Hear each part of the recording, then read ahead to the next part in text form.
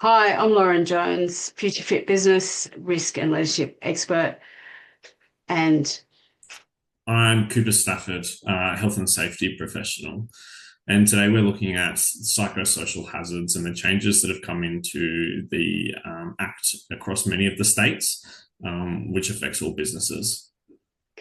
yeah, absolutely. Thanks, Cooper. So we've had changes to the legislation that have come in that all business owners, business managers, business leaders need to know about.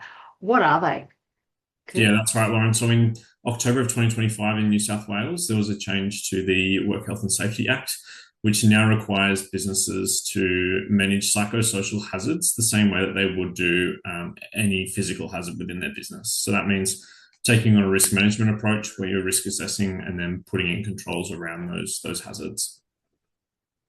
Absolutely. So risk management for psychosocial, not just physical hazards. So what are psychosocial hazards? There's things like bullying and harassment. Obviously, we don't want them in our workplace, but what else can be a psychosocial hazard?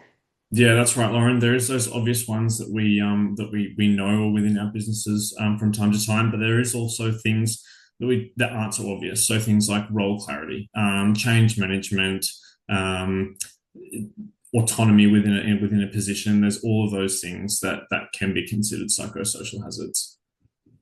Yeah, so for businesses to be aware, there's 15 triggers that have been listed in the Code of Practice. And if you're a business owner or a business manager, you need to make sure you've assessed and identified the potential for each of those triggers to cause psychosocial stress in your organisation. Now, what happens if companies aren't doing that and aren't managing that, Kurt? Yeah, so I mean, it's the same as any other hazard that you don't manage within your business. If there's reason for safe work to come in and believe that you haven't, um, there's fines involved.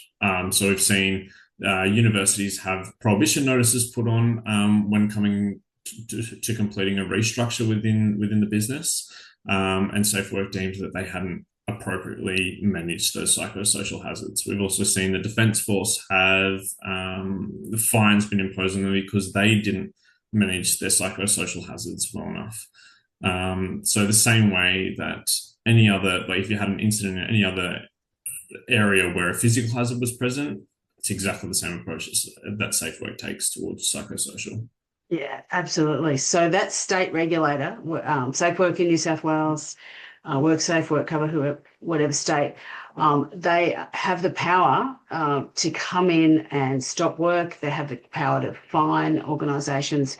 It's a change from where we were, and all businesses of all sizes need to understand that and be ready to address, psychosocial safety and psychosocial hazards as real hazards. So that's the warning that we're expressing today, isn't it, Cooper? Yes, spot on, Lauren.